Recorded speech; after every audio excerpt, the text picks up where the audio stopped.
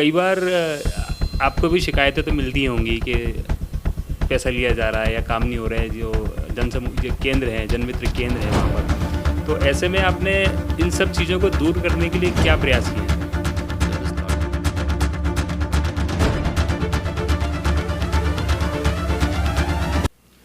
नमस्कार, आप देख रहे हैं ग्वालियर ब्रेकिंग और कार्यक्रम है संघर्ष से शिखर तक।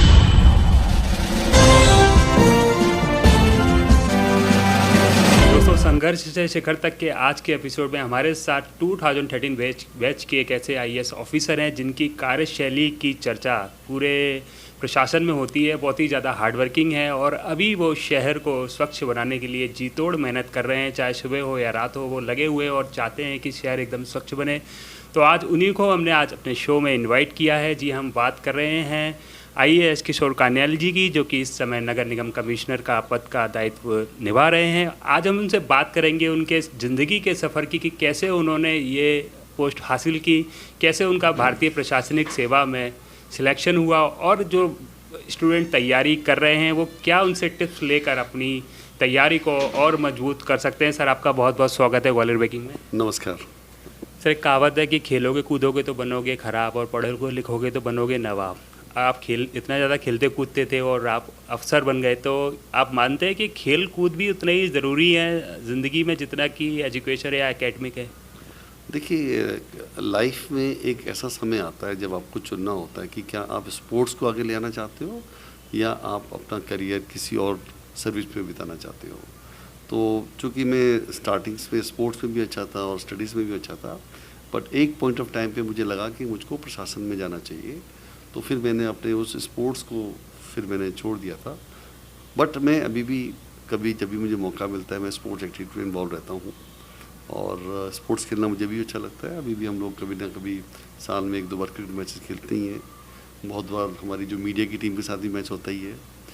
तो और बट मुझे ऐसा लगता है कि अब समय आ गया है जब पेरेंट्स बच्चों को, यदि वो दोनों चीज़ों में अच्छे हैं, तो वो प्रेफर करते हैं कि बच्चे स्पोर्ट्स में जाएं, क्योंकि स्पोर्ट्स का अब एक विशाल करियर है और शॉर्ट लाइफ होती है स्पोर्ट्स की, लेकिन उसके बाद स्पोर्ट्स से रिलेटेड अन्य गतिविधियों में आप अपना प्रोफेशन कंटिन्यू कर सकते हो। तो डिपेंड्स करता है इंडिविजुअल चॉइस के ऊपर। जैसे मैंने बताया कि मैं एक टाइम पे मैं दोनों चीज़ में अच्छा था, फिर एक में ज़्यादा झुकाव कर लिया। सर, स्कूल में आपका शिक्षा का स्तर कैसा रहता था? बैक बेंचर्स थे आप या फ्रंट बेंचर्स थे? कहते हैं कि बैक बेंचर्स जो होते हैं, अब्दुल कलाम जी ने एक बार कहा था कि वही देश का भविष्य बनते हैं। तो आपके साथ क्या था? नहीं, मैं तो मतलब मीडियोकर कह सकते हो। स्टार्टिंग में अच्छा था, फिर बीच में थोड़ा सा मीडियोकर हो गया, फिर बाद में 11th-12th में फिर अच्छा हो गया, इस टाइप से था। तो चूँकि मैं बीच में 8th 9th में और 10th में मैंने स्पोर्ट्स को ज़्यादा फोकस कर दिया था, तो मेरा स्टडी थोड़ा सा अफेक्टेड हुआ था। बट फिर मैंने स्टडी को फिर से रिकवर किया 11th-12th में। तो फिर मैं मेट्रो स्टूडेंट भी था दिल्ली का, CBSE का। तो मैंने देखा कि बैलेंस बनाया जा सकता है और एक लेवल के बाद फिर आपको डिसाइड करना ही होता है कि आपको कहाँ जाना है। सर, कॉलेज में जब आप आए 12th करने के बाद, आपने जैसा बताया आप दिल्ली से बिलोंग करते हैं, तो दिल्ली में ही स्वाभाविक रूप से आपने पढ़ाई की होगी। तो क्या सब्जेक्ट आपने लिए थे और क्या उन सब्जेक्ट से जो आपने ग्रेजुएशन में लिए थे, आपकी जो आईएएस की तैयारी है उसमें कोई हेल्प मिली थी? डेफिनेटली मेरा किरोड़ रिबन कॉलेज से मैंने ग्रेजुएशन किया था। पॉलिटिकल साइंस ऑनर्स था मेरा और उसके बाद में फिर मैंने किरोड़ रिबन कॉलेज से मास्टर्स भी किया था। फिर मैं diploma in international law of Scindia house से किया था मैंने, और फिर बाद में मैंने LLB भी किया था। तो उस टाइप से जो एकेडमिक करियर था उसका अपने प्रशासन की जो जॉब होती है उसमें काफ़ी रोल रहता है। पहले तो एग्ज़ाम में रहता है। मेरा पॉलिटिकल साइंस एक सब्जेक्ट था अलॉन्ग विद सोशोलॉजी, और फिर बाद में जब करियर में आए तो उसमें लॉ का भी जो इनपुट था, जो स्टडी थी, उसका भी हमें काफ़ी फ़ायदा हुआ। तो जब मैं दिल्ली में NHI की पोस्टिंग में था तो मैंने एक पर्टिकुलर केस में NHI का 1556 करोड़ रुपये बचाया था, जो RBTC ने अवार्ड पारित हुआ था, उसके केस में अपील की थी। तो हमने बताया कि गलत हुआ है, तो फिर वो हम लोग केस जीते भी थे। तो मैंने देखा कि लॉ के पॉइंट ऑफ व्यू से भी काफ़ी चीज़ें अपने को करियर में हेल्प करती है। तो दोनों का मैंने ध्यान रखा था। सर, कब आपको लगा, मतलब ग्रेजुएशन के बाद, कि आपको प्रशासनिक सेवा में जाना चाहिए? क्योंकि उस समय व्यक्ति सोचता है कि PG कर लेते हैं और वो उम्र भी ऐसी होती है, बैठने की भी उम्र भी होती है जब कॉलेज में व्यक्ति जाता है। तो आपके साथ तो ऐसा नहीं हुआ, लेकिन कब आपको लगा कि मुझे ये देश सेवा करनी है और प्रशासनिक सेवा में जाना चाहिए? देखिए, आइडियाज़ तो 11-12 से आने लग गए थे कि मुझको प्रशासनिक सेवा में जाना चाहिए। और फिर जब हमने ग्रेजुएशन किया तो उसके बाद से फिर हम लोगों ने स्ट्रांगली सोचा कि नहीं, अपना फ्यूचर जो है प्रशासन की तरफ होना चाहिए। तो इसलिए फिर हमने तैयारी उसमें ज़्यादा करनी शुरू कर दी थी। सर तैयारी की बात करें तो तैयारी सर कैसे की आपने? इसकी कोचिंग्स ली, कौन सी ऐसी बुक्स पढ़ी जो कि आपको तैयारी में हेल्पफुल साबित हुई?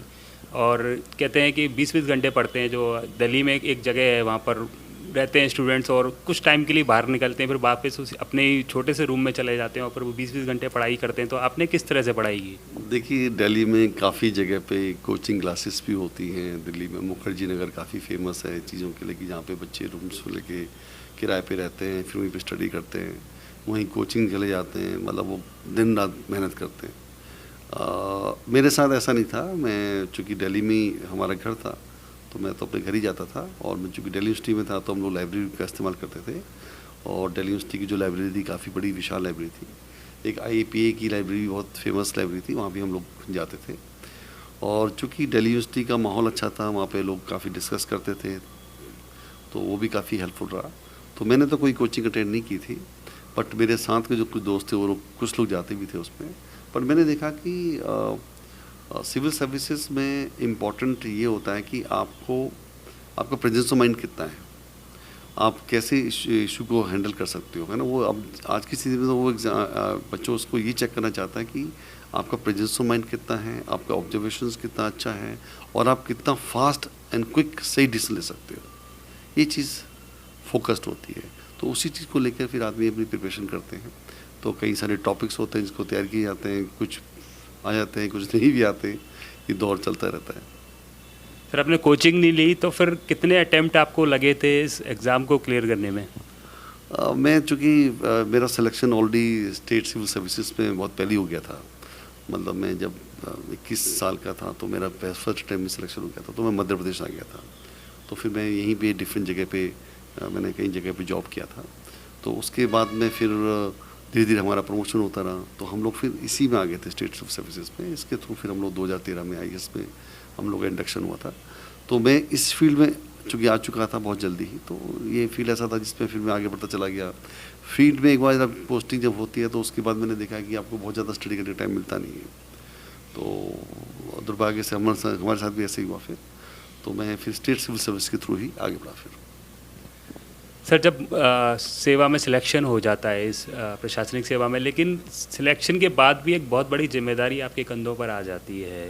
वो तो जिम्मेदारी रहती है कि आपको लेना है एग्ज़ाम और देना है, और फिर सिलेक्शन हो गया, लेकिन फिर बहुत बड़ी जिम्मेदारी होती है क्योंकि आपको पूरा शहर को संभालना होता है। इस दौरान कई सारे ऐसे फेज़ आते हैं जब ज़िंदगी में नेगेटिव दौर भी शुरू होता है। कई बार आप अच्छा काम करते हैं लेकिन तारीफ़ें नहीं मिलती हैं, और नेगेटिव, और कई बार बड़े अफसर जो होते हैं वो भी मतलब आपके अच्छे कार्यों को अनदेखी कर देते हैं। तो ये जो नेगेटिविटी है उसको आप कैसे हैंडल करते हैं? देखिए, लाइफ में डेफिनेटली, अब चाहे आपकी पर्सनल लाइफ हो चाहे प्रोफेशनल लाइफ हो, कुछ चीज़ों के में बाधाएं आती हैं, है ना। तो जो जिसको अपन प्रोफेशनल हजार्ड भी कह सकते हो, वो आते ही रहते हैं। कई बार डिपेंड करता है कि हमारे सीनियर्स कैसे हैं, कई बार डिपेंड करते हैं हमारे कलीग्स कैसे हैं, कई बार डिपेंड करता है हमारे जूनियर्स कैसे हैं। बट सबसे इम्पोर्टेंट चीज़ होती है कि हम खुद कैसे हैं, हमारा क्या सोच है, हम कैसे लाइफ में आगे बढ़ना चाहते हैं। और सबसे इम्पोर्टेंट है कि हम जिस भी डिपार्टमेंट में काम करते हैं उनके इश्यूज़ को कितना क्विकली समझते हैं और उसको रिजॉल्व करते हैं, ताकि वो डिपार्टमेंट के तहत रहकर हम लोग आगे बढ़ सकें और उसमें अपना बेस्ट परफॉर्म कर सकें। सर बात करते हैं आपके ग्वालियर के कार्यकाल की। पहले आप डिप्टी कलेक्टर रहे हो, उसके बाद कुछ सालों बाद आप जिला पंचायत CEO रहे, और प्रेजेंट में आप नगर निगम कमिश्नर हैं। तो ग्वालियर से सर इतना लगाव क्यों? ग्वालियर आपको नहीं छोड़ रहा है या आप ग्वालियर छोड़ना नहीं चाहते? कोइंसिडेंट है, जब मैं स्टार्टिंग में करियर में आया था तो मैं बिलासपुर में पोस्टेड था, और उसके बाद जब छत्तीसगढ़ अलग हो गया तो मैंने MP स्टेट चुना था। तो MP स्टेट चुनने के बाद में फिर मुझको ग्वालियर मिल गया। तो ग्वालियर में रहा तो स्टार्टिंग में मैं ऐसा लगा कि मुझे पता नहीं रह पाऊँगा नहीं रह पाऊँगा, क्योंकि मेरी बहुत लोगों से बहुत लड़ाई होती थी। और मैं मंडी में एक सेक्रेटरी के पद पर डेपुटेशन पे आया था, तो 7 महीने मेरे 4 ट्रांसफ़र हो गए थे। तो मैंने देखा कि बड़ा टफ़ प्लेस है, पर फिर मैंने देखा कि ये टफ़ प्लेस क्यों है ना। तो फिर हमने अपने को थोड़ा सा अपने को ट्यून भी किया, कुछ सीनियर्स लोगों ने भी अच्छी गाइडेंस हम लोगों को की, तो हमें समझ में आया कि जहाँ भी हम पोस्ट होते हैं वहाँ पे लोगों की मेंटेलिटी को समझना बहुत ज़रूरी होता है। आप वहाँ के लोग, वहाँ के नेता, उनका क्या ओरिएंटेशन है और आप कैसे कोप अप कर सकते हो डिपेंड करते हैं। और आपको यदि प्रोफेशनली सक्सेसफुल होना है तो हमें इस वहाँ का अपने को ट्यून करना पड़ेगा। बजाय इसके कि हम सोचें कि जनता ट्यून हो, पहले अपन अपने को ट्यून करें, फिर अकॉर्डिंगली जनता को हम ट्यून करते हैं। तो ये स्ट्रेटजी अडॉप्ट की गई। और जब मैं एसडीएम था स्टार्टिंग में यहाँ पे, तो काफ़ी काम करते थे। क्योंकि मैं फील्ड में बहुत ज़्यादा था, तो मुझे फील्ड का एक्सपीरियंस होने से लोगों से भी इंटरेक्शन होता था। मुझे याद है उस समय गडरिया गिरोह काफ़ी एक्टिव था जब मैं यहाँ पे एसडीएम था। और मैं चूँकि फील्ड में बहुत ज़्यादा था, तो कई बार ऐसा हुआ कि मुझको लोगों के द्वारा उस गिरोह की एग्जैक्ट लोकेशन बताई गई, जो जनरली वो लोग पुलिस को नहीं बताते थे। और फिर मैंने जब पुलिस के साथ शेयरिंग की, तो वहाँ पे पुलिस जब पहुँची तो वास्तव में चीज़ें सही पाई गई, क्योंकि उनका मोमेंट फ्रीक्वेंटली वो चेंज करते रहते थे अपनी लोकेशन को। तो मैंने देखा कि फील्ड में काम करने का एक्सपीरियंस होता है, हमें सही चीज़ें पता रहती हैं। और हमें जब हम फील्ड में लोगों से कनेक्ट होते हैं तो उनको भी लगता है कि कोई अधिकारी है जो वास्तव में कुछ काम करना चाहता है। तो जब आप जेन्युइन एफर्ट्स करते हो तो मुझे लगता है कि ये उस शहर के लिए, उस ज़िले के लिए भी अच्छा होता है और अधिकारी के लिए भी अच्छा रहता है कि वो बिल्कुल सही तथ्यों से वाकिफ़ रहता है। आप इतने टाइम से कमिश्नर का प्रभार संभाल रहे हैं, तो कई बार आपको भी शिकायतें तो मिलती होंगी कि पैसा लिया जा रहा है या काम नहीं हो रहा है, जो जनसमूह जो केंद्र हैं, जनमित्र केंद्र हैं वहाँ पर। तो ऐसे में आपने इन सब चीज़ों को दूर करने के लिए क्या प्रयास किए हैं सर? जब मैं स्टार्टिंग में आया था तो मुझे पता चला कि जनमित्र केंद्र के में जो हमारे कर्मचारी होते हैं, वो लोगों की शिकायतों को अपने पॉकेट में रख लेते हैं या घर में लेके जाते हैं और उसका निराकरण नहीं करते और डिले करते हैं और लोगों से पैसे भी मांगते हैं। तो हमने आते ही इसमें तो छापामार कार्रवाई की। फिर हमने देखा कि जो लोग कर्मचारी लंबे समय से वहाँ रहते हैं, उनकी एक मोनोपोली टाइप हो जाती है, क्योंकि उनको लगता है कि साहब छापामारी कार्रवाई कब तक कराते रहेंगे। तो हमने एक रूटीन बनाया कि हम 3 महीने में ऑटोमेटिक पोस्ट चेंज करते रहेंगे, ड्यूटी चेंज होती रहेगी उनकी। तो इसका अच्छा इम्पैक्ट हुआ। हमने देखा कि उसी दौरान लगभग 5000 केसेस हमारे एकदम निराकरण हुए। अभी भी वो चीज़ रूटीन पे आ गई है, काफ़ी हद तक चीज़ें इंप्रूव हो गई हैं। पर्टिकुलर कोई इंडिविजुअल केसेस हो तो बात अलग है, चीज़ें इंप्रूव है। और मैं कोशिश करता हूँ अपने कर्मचारियों को ओरिएंटेशन देने की कि हमें जनता के लिए काम करना चाहिए। हमारी जो वैल्यू है, सरकार हमसे एक्सपेक्ट करती है कि हम लोगों की समस्या का निराकरण अति शीघ्र करें, जितना शीघ्र कर सकते हैं। टाइमलाइन से पहले करना चाहिए, ताकि आप ये प्रेजेंट कर सकें कि हमारी गुड गवर्नेंस है। क्योंकि बहुत बार ये होता है कि गुड गवर्नेंस का मतलब होता है कि हमारा लोएस्ट रैंक का जो अधिकारी है, जो कर्मचारी होता है, जब जनता से कनेक्ट होता है तो उसका कैसा बिहेवियर होता है, उसका कैसा एटीट्यूड होता है। क्योंकि हमारे पास तक आते आते बहुत कम अधिकारी आ पाते हैं या बहुत कम जनता आ पाती है, लेकिन मैक्सिमम जो लोग डील करते हैं वो लोअर लेवल पर करते हैं। तो इसलिए लोअर लेवल का जो हमारा कर्मचारी अधिकारी होता है, उसका एटीट्यूड अच्छा होना बहुत ज़रूरी होता है, क्योंकि गुड गवर्नेंस को ही रिप्रेजेंट करता है। जैसे हम डिस्ट्रिक्ट एडमिनिस्ट्रेशन में जब होते हैं तो हमारा जो पटवारी है वो की रोल अदा करता है, वो रिफ्लेक्ट करता है कि कलेक्टर का क्या चाहिए, मंशा है। तो इसी प्रकार जो हमारे बाबू कर्मचारी नगर निगम में होते हैं वो रिप्रेजेंट करते हैं। तो कोशिश कंटिन्यूस करते रहते हैं, क्योंकि ह्यूमन बींग्स हैं, ओरिएंटेशन होना बहुत ज़रूरी है, उनकी ट्रेनिंग होना बहुत ज़रूरी है। उस चीज़ को मैं फोकस भी करता हूँ ताकि एक प्रोफेशनल टच आ सके, लोग परेशान ना हो। सर अब लास्ट क्वेश्चन मैं आपसे कहूँगा कि सर आप गाइड करें उन लोगों को जो कि इस समय सिविल सर्विसेज की तैयारी कर रहे हैं और वो चाहते हैं कि आप कुछ उन्हें गाइडेंस दें, ताकि उनकी जो तैयारी उन्हें मोटिवेशन मिले और वो कुछ अच्छा एग्ज़ाम में कर पाएँ सर। मेरे ख्याल से सबसे इम्पोर्टेंट होता है कि आप अपने अंदर आपका डिटर्मिनेशन कितना स्ट्रॉन्ग है। और प्रिपरेशन तो हर कोई करता है, at the time of exam आप अपने को कितना पॉजिटिव रखते हैं। आप अपने आप को बोलें कि जस्ट रिमेन पॉजिटिव, मुझे अच्छा परफॉर्म करना है, और पॉजिटिव सोच के साथ आपको क्विक डिसीजन लेने होते हैं। तो जब आप एग्ज़ाम देते हैं, एक तरीका होता है कि कौन सा सही है, एक तरीका होता है कि कौन सा ऑप्शन गलत है। तो ये आपको डिपेंड करता है आपकी क्या किस टाइप की प्रैक्टिस होती है। आप एग्ज़ाम देते समय अपने को पॉजिटिव रखें, कूल रखें। कुछ क्वेश्चन गलत भी आते हैं, कोई बात नहीं। आपको पता है कि सिविल सर्विसेज में यदि आप जनरल कैटेगरी में बिलोंग करते हैं तो आजकल तो 50% पे भी सिलेक्शन हो जाता है प्रीलिम्स में। इनफैक्ट लास्ट टाइम मैं कुछ सालों से देख रहा हूँ कि 94-96 मार्क्स में ही गुजारा है। तो इतने टफ क्वेश्चन पूछे जा रहे हैं, इसका मतलब यही होता है कि आपको डिसीजन लेने में थोड़ा टाइम लगता है। तो सिविल सर्विसेज में भी अल्टीमेटली उद्देश्य वही है कि आपको फास्ट डिसीजन लेना है, आपका ऑब्जर्वेशन बहुत अच्छा होना चाहिए, क्योंकि आपका आंसर उन 4 ऑप्शन में ही है, ये आपको डिसाइड करना है। तो पॉजिटिव रहें, कूल रखें अपने आप को, बीच में थोड़ा सा पानी से पीते रहें ताकि आपका ब्रेन आपको ऑक्सीजन मिलता रहे, क्योंकि टायर्डनेस भी बहुत महसूस करते हैं। प्रीलिम्स का एग्ज़ाम जनरली काफ़ी गर्मी के समय में होता है, तो उससे पानी वानी पीते रहना चाहिए और पॉजिटिव रहें, विश्वास रखें अपने ऊपर, वो चीज़ ज़्यादा इंपॉर्टेंट होती है।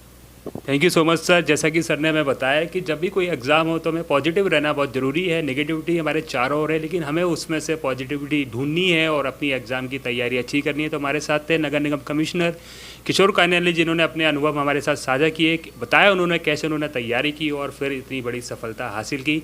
दोस्तों, आपको ये इंटरव्यू कैसा लगा हमें कमेंट बॉक्स में ज़रूर बताइए और बाकी की ताज़ा तरीन खबरों के लिए देखते रहिए ग्वालियर ब्रेकिंग, सबसे पहले सबसे सटीक।